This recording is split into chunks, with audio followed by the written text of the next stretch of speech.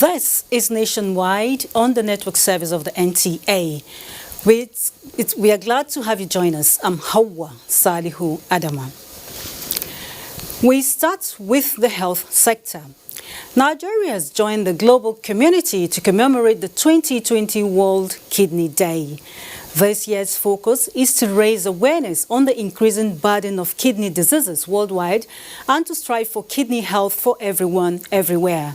The 2020 campaign highlights the importance of prevention and intervention to avert the onset and progression of kidney disease. Let's now join Murjanatu Adam Said for more. Globally, kidney disease represents 12 causes of death and 17 causes of disability. In Nigeria, the situation represents 8 to 10% of hospital admission and cardiovascular disease. We don't need to get into denial when this disease is there.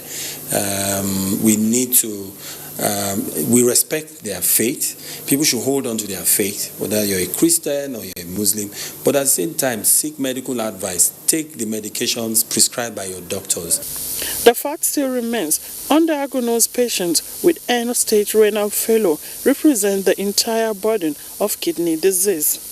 People get high on substance addictive pain medications. Talking about the symptoms, generalized body swellings. They notice that their urine output is reduced. Repeated bouts of vomiting can be caused by dehydration, use of wrong medications without prescription, reduction in blood volume. The plight of patients with kidney disease has not been easy even in developed nations. When the blood sugar is high, it also affects the kidneys, called diabetic nephropathy. Then hypertension too, which is a chronic kidney disease, the chronic disease in the world now is on the high side. It's also known to cause kidney disease, CKD, which we call chronic kidney disease. So if people are hypertensive and they don't know, they don't go to the hospital, the kidneys may start malfunctioning. And sometimes may not even be detected because they may not have symptoms. Early detection, experts say, is key as most of the patients cannot cope with financial burden of renal replacement therapy. In Abuja, Murjanatu Adam Said, NTA News. It's 5 days already into the 2020 World Glaucoma Week, and advocacy groups in the country are not relenting in efforts to draw a spotlight on the second leading cause of blindness globally after cataract. Let's bring you some quick facts on the eye-ravaging disease. We do know that glaucoma comes with no symptoms and has no cure. Left untreated, it causes progressive damage to vision until it gets to irreversible blindness. Again, we know that early diagnosis delays progression of the disease. Glaucoma can be managed for a lifetime with medications, surgery and laser treatments amongst other options. Finally, our 2018 data generated by the Federal Ministry of Health indicated that at that time, about 2 million Nigerians over 40 years suffer from glaucoma, with 360,000 resulting to blindness. Dr. Okolo John Paul, consultant ophthalmologist, Tulsi Shangrai Foundation Eye Hospital, Abuja, joins me now in the studio to speak on some of these issues. You're welcome to Nationwide. Thank you very much. Okay. Glaucoma, we understand, is one of the eye diseases that comes with no symptoms or signs. So how do we detect it early? Well, it's very important because this disease, actually I'll start by saying that glaucoma is referred to as a thief of sight. It has no warning. You know, a thief comes in and doesn't give you warning. It comes, and this way glaucoma operates, comes in without warning and steals away your blindness gradually, you know. So in this case, what happens is that creating awareness is very important. Because it comes without warning, lots of people present even to our clinics blind already without knowing. They just tell you they wake up and they had this gradual diminution in vision. So it's important to create awareness. Creating awareness is very important in the schools, the children, in the hospitals, in the worship centers and everywhere. And there are diagnostic instruments that are used. When you say create awareness about glaucoma as an eye a disease, a pathology. At what point should I present myself? At any point, you know, most especially if there's a positive family history of glaucoma, you have relatives who have gone blind from glaucoma, you hear about glaucoma anywhere, make yourself available to the nearest eye specialist to have yourself screened for glaucoma. Okay. Come in, you know, we check your intraocular pressure, we do a dilated fundoscopy for you, we carry out diagnostic tests as the OCTs, the HFAs, also known as the visual field analysis. These are tests that helps us detect glaucoma early. Okay. Because glaucoma has no symptoms. For instance, malaria might have symptoms like headaches and fever, but glaucoma gives you no symptoms. We also know that research has shown that children around the age of 7 and adults over 40 years seem to be the likely victims. Why is this so? Okay. Now, it is known, facts have it from research that as one increases or advances in age, the angles in the eye, they are the angles in the eye known as the drainage angles. It has the tissue known as the trabecular meshwork. So it is believed that as one advances in age, this meshwork, which is responsible for the drainage of the fluid known as the aqueous produced in the eye, it becomes occluded, it becomes blocked as one advances in age. That is why you have it in adults as they advance in age, and from 40 years and above. Children? In children, there are the group of glaucoma called primary congenital glaucoma. It's divided further into 3. You have the true congenital, which occurs in children. These children are born with it. Is it inherited? Yes. No, they are born with it, yes. There's an inheritance fashion. They are born with it. It's known as the true congenital glaucoma. You have the infantile glaucoma. These occur in children from birth and the age of 3. So how is that corrected? Now, they come with, these ones come with symptoms. You know, it said that glaucoma is the tip of sight comes without, but those in children come in symptoms. You see a child is born and the child has severe photophobia, that's inability to look at light, with excessive blinking of the eyes, called blepharospasms, and also tearing. And some of these children, they have large eyeballs, you know, with megalocornea. And on further examination, you notice that they have breaks in their cornea, known as the Herb's striae. So when mothers notice that, look, my pikin no fit look light, you know, it look like with a blinking eye, plenty and everything, tearing, then they should come.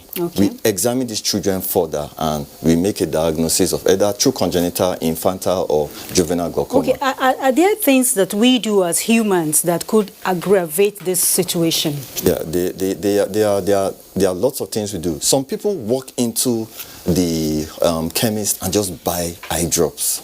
There are these eye drops known as steroids that cause glaucoma. There are individuals among the world population, there are those that are known as steroid responders. So individuals go to chemists without visiting a proper eye specialist and say, I have an eye problem, my eye is red. And these pharmacists might just give these drugs known as steroids to them. And these drugs, steroids, can cause glaucoma.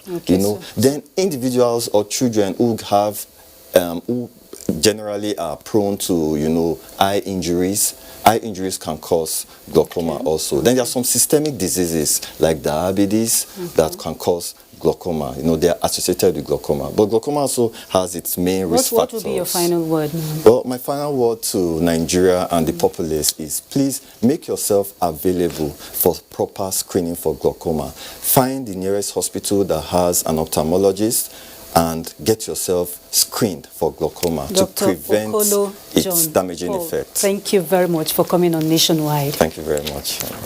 Still talking health. Hours after the World Health Organization declared the novel coronavirus a pandemic, the Nigerian government has issued a travel advisory advising its citizens from traveling to China, Japan, South Korea, Italy and Iran. Minister of Health Osagi Ehanire made the declaration during an interaction with the diplomatic community at the Ministry of Foreign Affairs, restating that the 2 established coronavirus cases in Nigeria are responding to treatment. Usman Aliyu has that. While the risks of further spread of the coronavirus increased around the world according to the World Health Organization, Nigeria has intensified efforts to contain the spread here. The government is rehabilitating treatment centers and is training clinicians as part of its rapid response mechanism. Here, the federal government organized this interaction with ambassadors and heads of missions in Nigeria on the situation so far in the country. The idea is just to enhance cooperation among global citizens to suppress the transmission. Nigeria explains to the global community measures put in place, more especially the checks at ports of entries, demand of travel records, medical examination for those with symptoms, as well as isolation centers for confirmed cases. Nigeria has not yet placed any travel restriction or ban, but has strongly advised against non-essential travel to countries with high level of transmission, which we define now as China, Japan, South Korea, Italy, and Iran. We also routinely require travelers from these countries to be in isolation for 14 days after entering Nigeria. This will be revised always according to the assessed level of risk. The diplomats were also briefed by the Nigeria Immigration Service on the new visa policy, including the visa on arrival for tourists. From 3 categories that we previously had to now 79 categories of visa. An open communication like this is deliberately demonstrating Nigeria's policy strategy, which is striking for more diplomatic relations by making nations who have ties with Nigeria to simply understand reasons for some actions. In Abuja, Usman Aliyu, NTA News. The Cross River State government is taking a proactive step through the setting up of an isolation center with state-of-the-art facilities to curtail the spread of the coronavirus should there be any case of the disease in the state. Achibong Basi reports that this initiative is in collaboration with the University of Calabar Teaching Hospital, where a standard World Health Organization complaint isolation center has been established. The availability of a standard World Health Organization compliant isolation center may be described as a blessing to Cross River State. With this isolation center in place, the Cross River State government says it is readily providing the basic equipment to enable the facility to function optimally. When we have people that need to be isolated, whether it's for Lassa fever, whether it's for COVID-19 or any other disease that requires isolation or quarantining people, we can have a comfortable place where this isolation can happen. Taking delivery of the equipment on behalf of the Chief Medical Director, the Chairman, Medical Advisory Council, Professor Gim Ngim, assures the public of a 24-hour service at the center. Yesterday, the CMD and the entire management team were here. We've structured out how we will put staff 24 hours on duty in this center. The hospital management is thankful to the state government for its promptness in ensuring the state has a proper isolation center. In Calabar, Achibong Basi, NTA News. And still on health matters, also, the Ebonyi state government is leaving no stone unturned in ensuring that the coronavirus disease does not find its way into the state, as it has instituted measures to combat the pandemic. Nneka Oko reports that part of the measures is the construction of a holding area in the state capital. The isolation center, which is at the verge of completion and equipped with necessary facilities, is to ensure that anyone showing symptoms of the coronavirus is quarantined while investigations are carried out. We have identified 8 entry points into Ebonyi State, and we are establishing screening points so that anybody that is coming to Ebonyi State is screened with thermal scanners. State government has also procured vehicles, ambulances, 8 ambulances and 8 Hilux vans, all of them attached to all the screening zones. Other measures instituted by the state government include law banning sale of face masks and hand sanitizers above normal market price, town hall meeting with stakeholders and all expatriates living in the state, inauguration of an interministerial committee on coronavirus, and launch of Zero COVID-19 campaign in all parts of the state.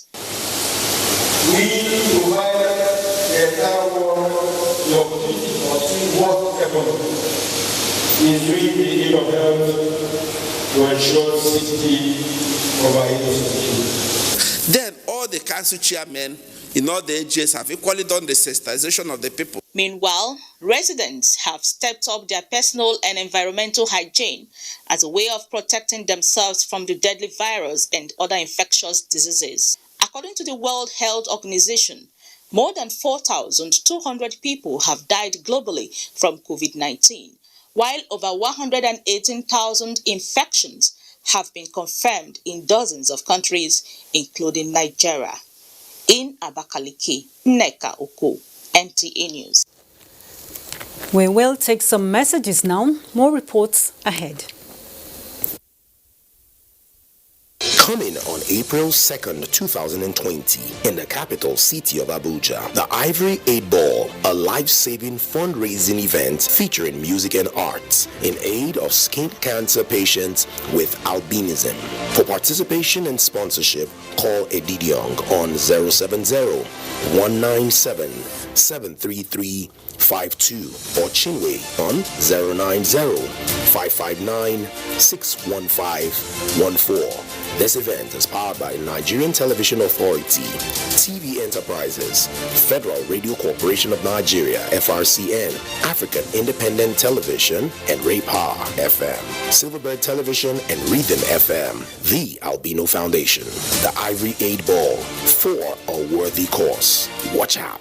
Engineering skills and technology define the quality of television transmission output. Training and retraining of appropriate personnel on the management of modern equipment is therefore a key competition strategy in the dynamic television industry. NTA TV College, Jos, invites relevant desk officers to special engineering courses as follows. 1-week course on audio engineering, operations and maintenance, date 20th to 24th April 2020. 1-week intensive course on electrical power, earthing, lighting, uninterrupted power supply UPS, inverter and solar system, date 1st to 5th June 2020. 1-week intensive course on studio broadcast equipment and outside broadcast operation, date 15th to 19th June 2020. 1-week course on new technologies, optical fiber, IP technologies, automation storage and wireless technology, date 10th to 14th August 2020. The venue for all courses is NTA Television College near Old Government House, Rayfield, Jos. Course fee 40,000 naira per participant, accommodation inclusive. For more inquiries, please call 0803-314-4383 or 0806-980-9807. NTA TV College, Jos, training you to be the best you want to be. Nigerians, coronavirus is dangerous. It can kill. When you see this sign, high fever, cough, shortness of breath, drowsiness, pneumonia, don't panic, don't hide. Don't embark in self-medication. Promptly visit the nearest medical facility. Report all cases to the nearest hospital. Prevention is key. Avoid contact with infected persons. Avoid crowded areas as much as possible. Wash your hands regularly. Use hand sanitizers. Your life is precious. Stay alive. Live long, live right. This message is sponsored by the Federal Ministry of Information and Culture and the Nigerian Film Corporation. Nigerian Film Corporation, powering possibility. Manchester City haven't lost in 5 meetings with Burnley. Will Burnley finally get a win against the defending Premier League champions? Find out when Manchester City hosts Burnley this Saturday on the Premier League Live at 3:30 p.m. on NTA Network. The Premier League Live is brought to you by Coca-Cola and Axis Bank.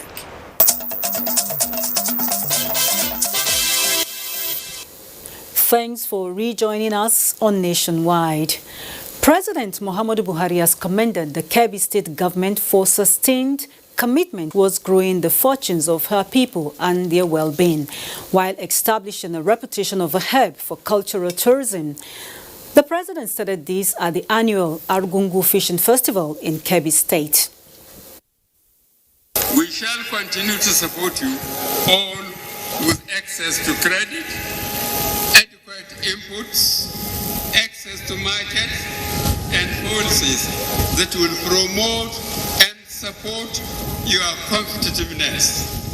We will also implement programs that will sustain the harmonious coexistence between all categories of farmers.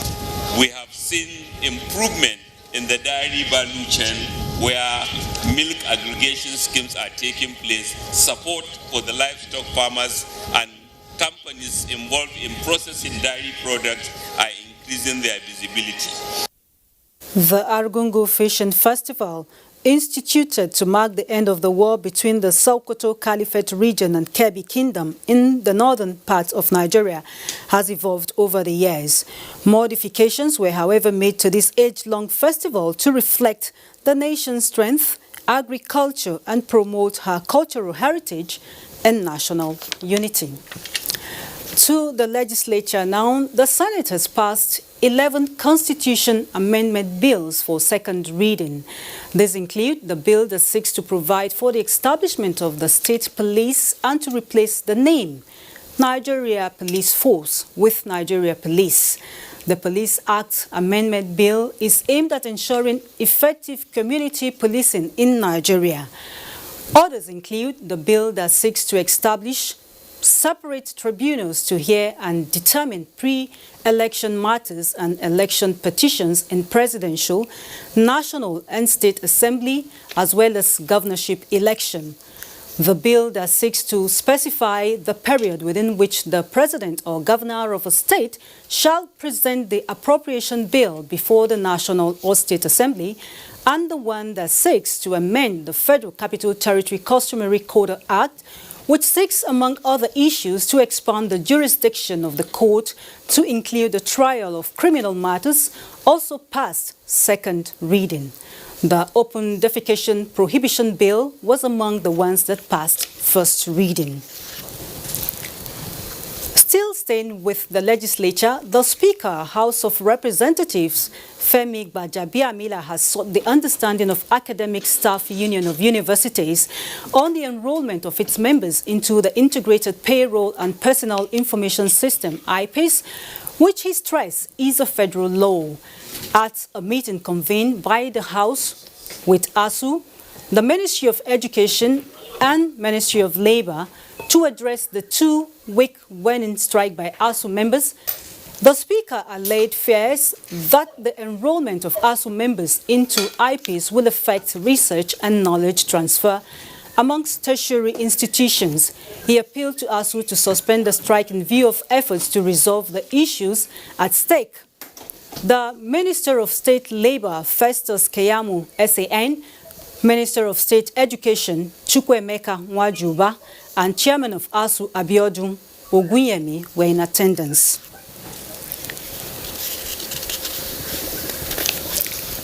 Meanwhile, Emmanuel Ayimiro is standing by at the Federal Secretariat to give us an update on the government labor negotiation. Hello, Emmanuel. Are you there? Yes, good afternoon, studio.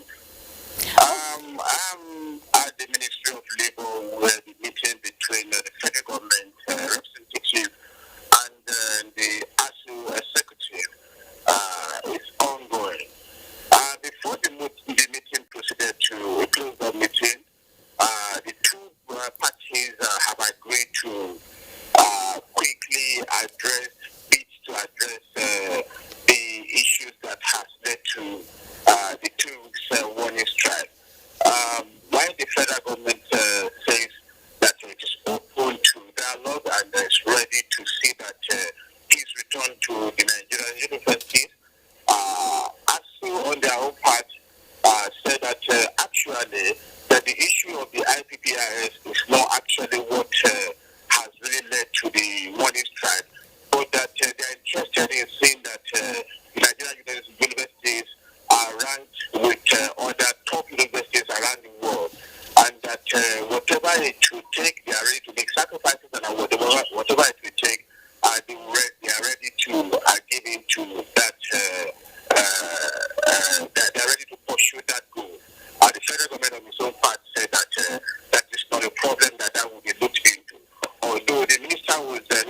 happy that ASU did not follow the right procedures in proceeding on strike. But however, the need to allow peace to reign in Nigerian University is what the minister is actually, the federal government are actually after. Okay, Emmanuel, peace to reign in Nigeria universities, that's the goal. We will get back to you maybe later for more updates. Thank you very much. Moving on, it would seem that Nigeria, like the rest of the world, is in for the long haul with changes in the climate sparking extreme weather conditions. Over the last weeks, Nigerians have experienced escalating heat waves with temperatures in most parts, including coastal areas, hovering far above 35 degrees. Well, Lagos State is now amplifying predictions by NIMET that coastal states are likely to experience more rains this year. And for the metropolis, where the rains have already started, the cessation date is estimated to be around November the 26th. Lagos is known to be flood prone, especially during the rainy season, often experiencing flooding in some parts. Jennifer Igwe joins us live now from Lagos. Hello, Jennifer. Could you give us a sense of clarity on the seasonal rainfall prediction and preparations in place ahead of the anticipated date and for the long term as well?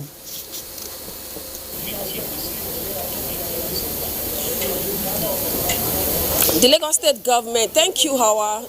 The Lagos State government recently amplified the prediction by the Nigeria Meteorological Agency that the state would have an average of 240 days of rainfall in the year 2020. Now, if you look at the whole year is 360, and you're talking of rainfall for 240 days. If you have to do a subtraction, it will be like 125 days of no rainfall. And because we've already spent 2 months, and that's like 60 days out of the 125 days, it makes it look kind of alarming. But people should have in mind that it's just a prediction, and it might not happen like that. And 240 days of rainfall might also mean that some days will just be light showers and drizzling.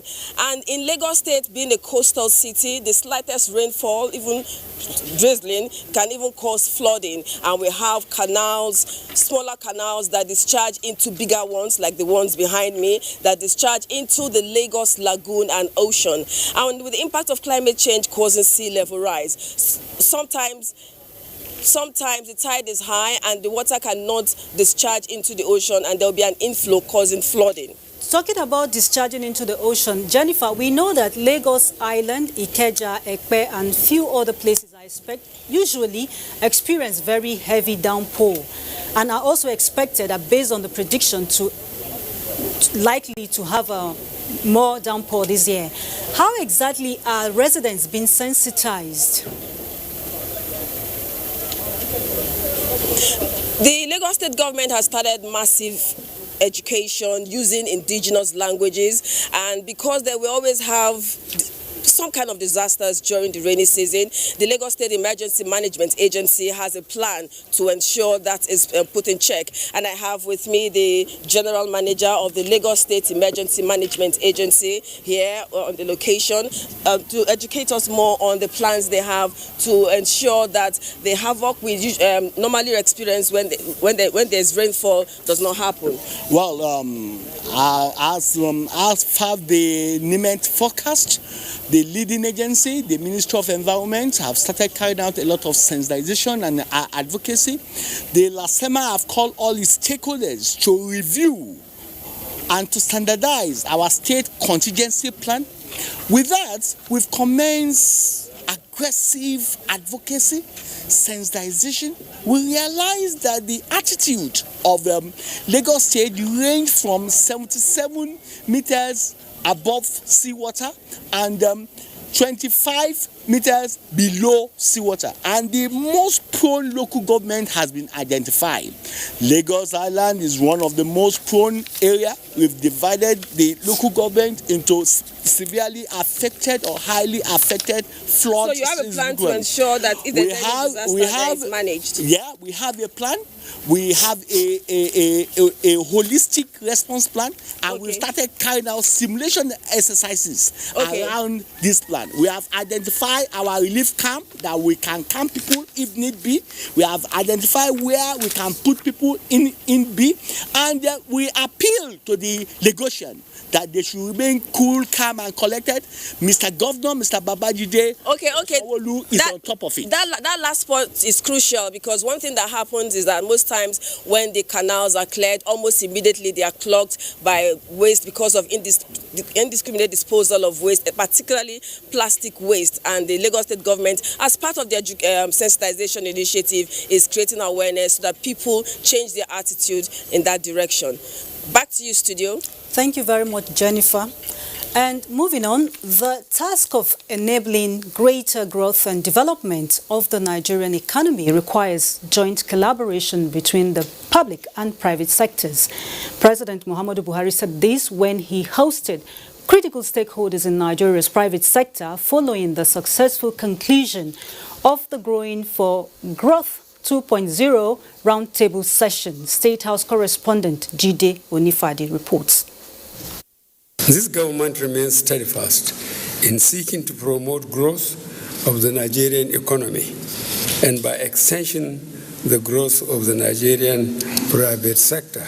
President Muhammadu Buhari reiterating the commitment of his government to working with all Nigerians for continued growth. A key focus of the administration, the president says, has been diversification of the Nigerian economy and the proven level of self-sufficiency in food production, explaining that the measures help support faster economic growth, create employment opportunities for youth, and reduce import bills. Following recent recession and supported by growth-enhancing fiscal and monetary policy measures, GDP growth has remained in positive territory for the first 11 quarters. The president also comments on the coronavirus, which he says is having significant negative impact on the global economy, especially on crude oil price. These challenges, the president notes, only serve to reinforce the country's determination to be self-sufficient, and that the vital role of Nigerian private sector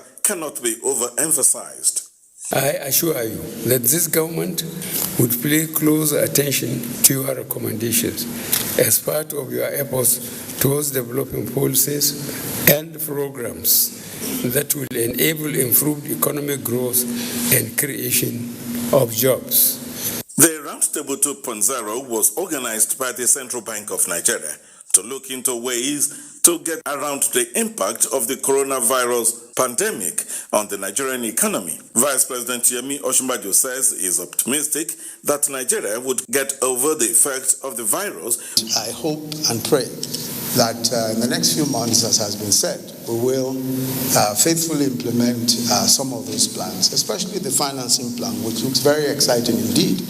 And I hope that all of this will work well.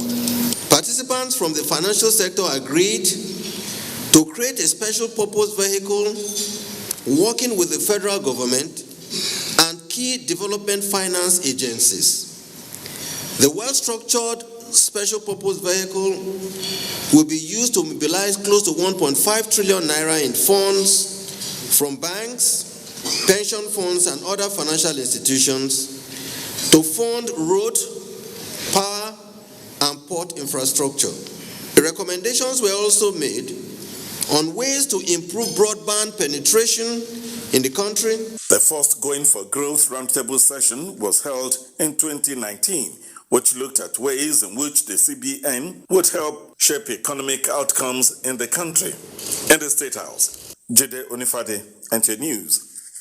Deepening the capital market for a vibrant commodities exchange is the focus of the Nigerian Securities and Exchange Commission in the wake of present realities. To this end, the Commission is proposing a commodities trading ecosystem that will be central to granting more market opportunities to investors and key to diversifying the economy. Over now to Benny Adams. Diversification of Nigeria's economy beyond oil and gas is the best-selling narrative in the Nigerian economic space at present.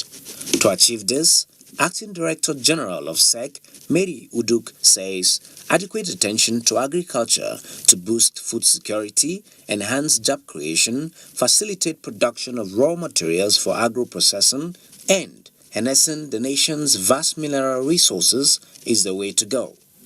A structured market for commodities will provide a fairer playing field for local market participants while providing the required infrastructure for the international markets. Mary Uduk said the Commission is collaborating with relevant stakeholders to implement the 10-year Capital Market Master Plan and make Nigeria one of the world's most improved and Africa's largest economy by 2025.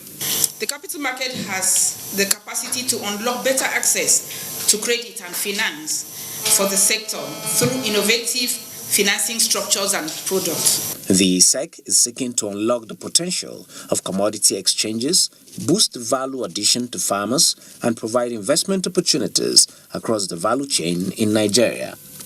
Benny Adams, NTA News. To the judiciary now, the Court of Appeal Abuja Division this Thursday reserved judgment to a later date on the appeal filed by Senator Ifeanyi Ubah against the judgment of a High Court of the Federal Capital Territory, which ordered his removal from office as senator representing Anambra South Senatorial District at the National Assembly. Viera Chinguba has more.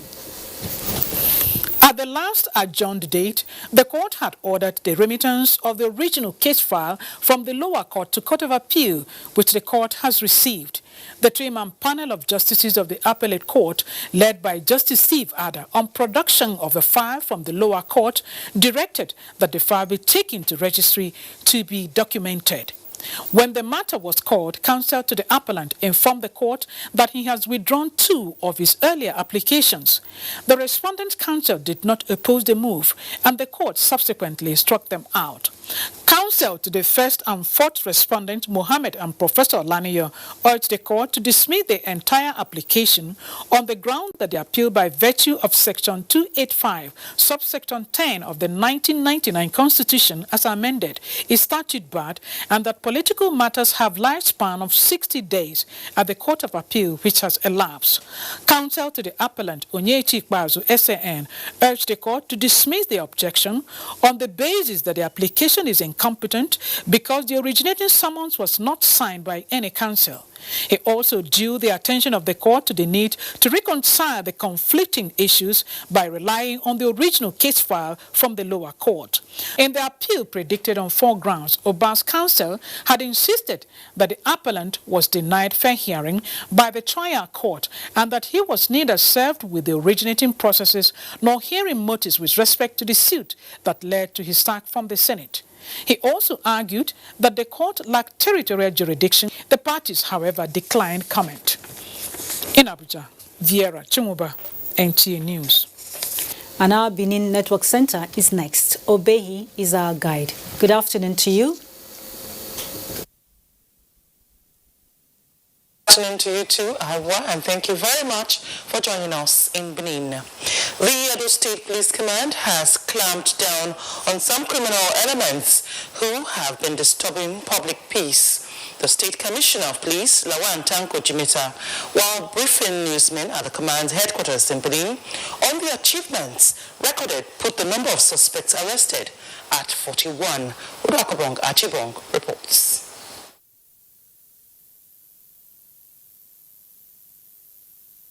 A breakdown of the suspects showed 30 cultists, 1 armed robber and 5 kidnappers, among whom kidnapped and murdered a student of Federal Polytechnic, Auchi, in December 2019, and suspected kidnappers of 4 lecturers and 13 students of the Department of Geology, University of Benin at Igara, while on field studies.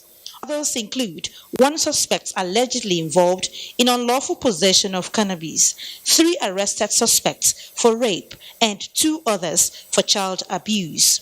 They bring me here because of I buy some Igbo. Then some army men now arrest me for where I buy it. The cultist, the command which to place on record the continued assistance of other security stakeholders and the cooperation of the good people of Edo State in volunteering credible information that has led to these laudable achievements. 5 locally made guns, 13 cartridges and 4 extended cartridges were recovered in Benin. Udrakobong Achibong, NTA News. March 26th. Ahead of this year's Purple Day to be marked on March 26th, key players hold symposium to end stigmatization against sufferers of epilepsy in line with this year's theme, Epilepsy and the Society. Ifyo Yakiri reports. 10 years ago, this woman began the campaign to end discrimination against those living with epilepsy. This is because of the pain she felt battling with her epileptic child. He's living normal life, and that is the kind of life I want everybody with epilepsy to live. It is for this reason that our foundation is raising awareness on the ailment. An epileptic should be accorded as much help as we do to other illnesses. We are actually scared that if I go close to the person that has epilepsy, I will contact it. But now I've been more enlightened that yes, you cannot contact it like that. This symposium attracted the Director General of NTA, Yakubum Ibn Mohammed, represented by the Zonal Director, NTA Benin Network Center, Pauline Igbano, and other key players whose role in eradicating this scourge is visible. That they have brain condition does not mean that they should be excluded from the environment or the society. From this symposium, it appears that victims of stigmatization will soon have a voice. We are going to prepare a private bill to support those with epilepsy. The event avails well-deserving personalities to be recognized. One of them is Pauline Igbano, the Zonal Director of NTA Benin Network Center, for using the medium NTA to create more awareness on epilepsy. In Benin, Ivye Oyahiri, NTA News. That's our contribution from Benin. Nationwide continues with Hawa in Abuja. Sure, Obehi. Moving on, the paramount ruler of the TIV, Professor James Ayatse, has described the NTA as a pride of Nigeria and trailblazer in the media industry. The TIV stated this when the Zonal Director, NTA Network Center, Makudi Pang Dung Yang, led management of the center on a visit to the TIV's palace in Boko. Charles Abba reports. The essence of the visit by the management of NTA Network Center Makudi to the palace of the TIV is to seek his royal blessings. His Royal Majesty, Professor James Ayase, who lauded NTA for its exemplary role in broadcasting, promised to use his good offices to assist the work of the center.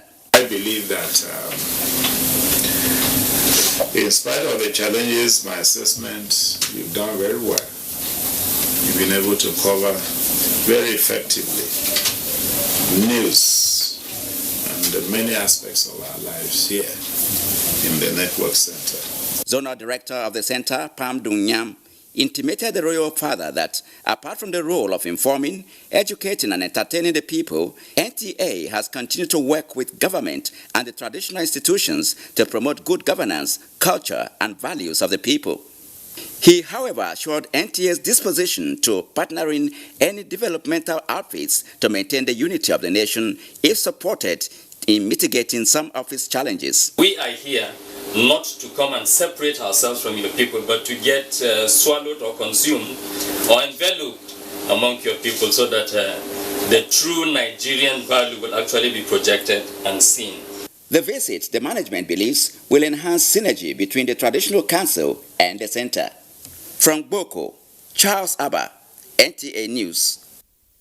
It's time to take another break. More reports shortly.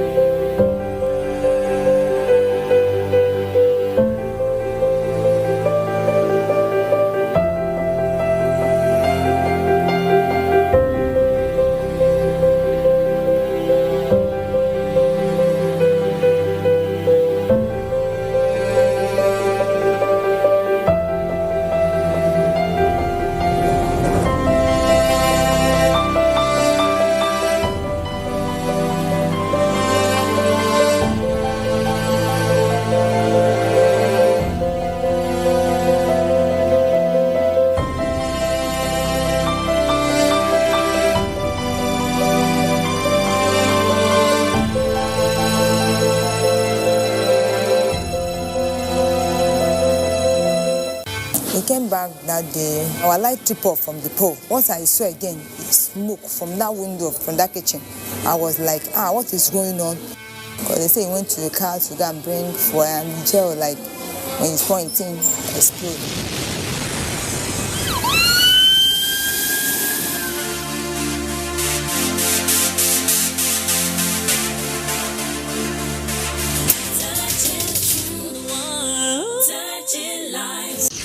Manchester City haven't lost in 5 meetings with Burnley.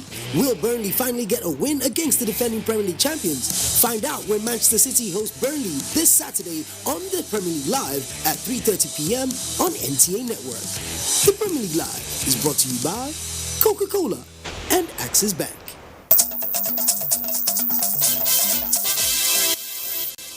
Thanks for rejoining us. Traffic situation in Lagos is increasingly becoming a hard nut to crack as the closure of the Alaka section of the Eko Bridge has brought more hardship on Lagosians. Michael Olaleye reports that the alternative routes provided by the state government could not handle the situation.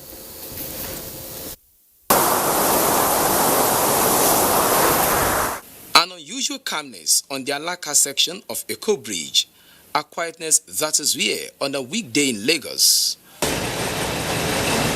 Traffic has been diverted due to the deplorable state of the bridge and diffused to other areas around this location.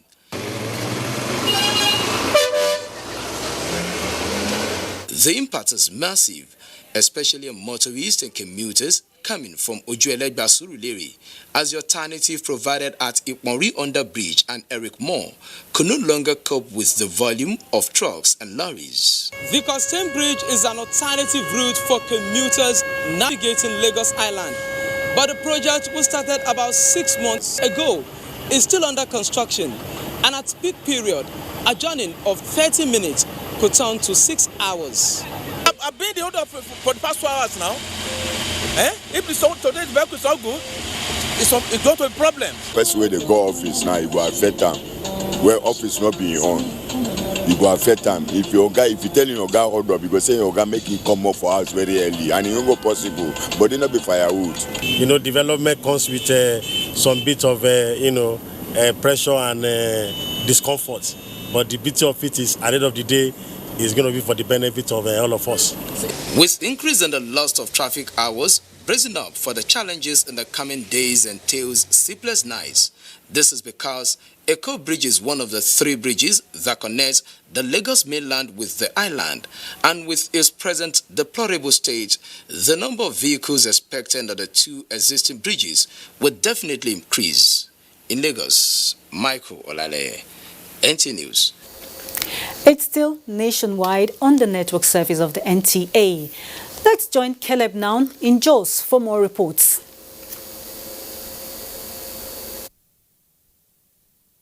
Welcome to Jos. The Plateau State Commissioner for Health, Dr. Nimkam Ndamlar, has declared the 43 persons isolated in Wase local government free from coronavirus. This followed a review and examination carried out after the 14 days incubation period. Ashiz Gopep reports.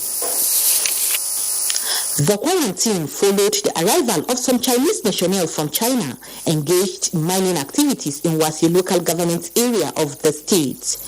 They have since been in isolation and have completed the 14 days incubation period. None is said to have developed any sign or symptom of the disease. All the 43 persons isolated did not have features of COVID-19. And as such, we declare them free. There is no case of coronavirus in Plateau State. And that should be very clear. The Health Commissioner added that government in readiness to combat the spread of the disease is working closely with the Federal Ministry of Health and other relevant government agencies in handling this health emergency. Avoid touching your eyes, nose, mouth with unwashed hands. That's another measure that we need to do. We should clean and disinfect, frequently touch surfaces. He therefore advised the public to avoid panicking or spreading unverified information about the disease, as government on its part is fully prepared to respond to the threat of coronavirus or any other health emergency. In Jos, Ashiz Gopep, NTA News. Plateau State will soon boast of being the highest producer and exporter of potato in Africa, as potatoes can now be produced in all parts of the state. Governor Simon Lalong dropped this cheering news during the distribution of 500 units of water pumps for irrigation farming and expressed his administration's support for farmers in the state. Priscilla Gumna reports that the beneficiaries are drawn from the 6 local governments of the southern zone. It is on record that over 90% of potato produced in Nigeria comes from Plateau State. To boost its production in large scale for exportation, therefore, the state government is distributing the first phase of 500 units of water pumps to selected farmers in the 6 local governments that make up the southern zone of the state for irrigation farming. In return, sometimes I've engaged both local and international investors on the development of potato farming and agriculture in general. Our ultimate goal is to not only feed the nation with potatoes, but also export to other countries in Africa and the world. The Potato Value Chain Support Project has brought about an agricultural revolution in the state with more windows of opportunities for investors. We are very optimistic that we will have enough potato that are specifically designed to meet up the needs of our investors. And if that is done, the agro-processing will be enhanced, and that will also mean more money into the hands of our farmers and generating more revenue to the state government at large. The distribution of the irrigation water pumps marks a milestone to the story of increased productivity in potato and other crops in the state. In Jos, Priscilla Gumnan, NTA News. That's it from Jos. It's back to Hawa in Abuja for more news on Nationwide. Remote Zenrit from our Jos Network Center. And moving on, the Nigeria Police Rivers State Command has arrested 23 suspects and recovered 65 arms across different parts of the state in its effort to contain criminal activities in the state. Kingsley Amajiri reports. In response to the rising criminality in the state, the Commissioner of Police said he gave marching orders to heads of tactical units to contain criminal activities in the state. Operatives of Operation Sting stormed Kana and Gukana local government areas where they destroyed 20 camps. Other joint operations in Eche, Emoha, Ubima, Elele, and Omerelu resulted in the killing of some gang leaders. Operation Sting, in a combined operation with other sister security agencies, which lasted for 2 weeks, destroyed over 20 camps in Ogoni Forest. It was in the course of this operation that led to the death of the popular suspect called Ekweme Brown, alias Lucifer. These operations, the Commissioner of Police noted, resulted in the arrest of 6 suspected cultists 7 alleged kidnappers, 10 armed robbery suspects, 648 ammunition, and 20 laptops. On the alleged murder of Chima Ikunadu by operatives of Ego Crack Unit, the CP Dandaura called for patience from the public until the investigations are concluded on the matter. We are going to disclose whatever we have investigated in that matter. We will make it known to members of the public. The police further called for collaboration from the public in information sharing, while commending the state government for its support to the command. In Port Harcourt, Kingsley Amajiri, NTA News. Sports now. Delta State vows to retain title at Edo 2020. Tamara Ebiwe tells us more on Sports Update. Plans are on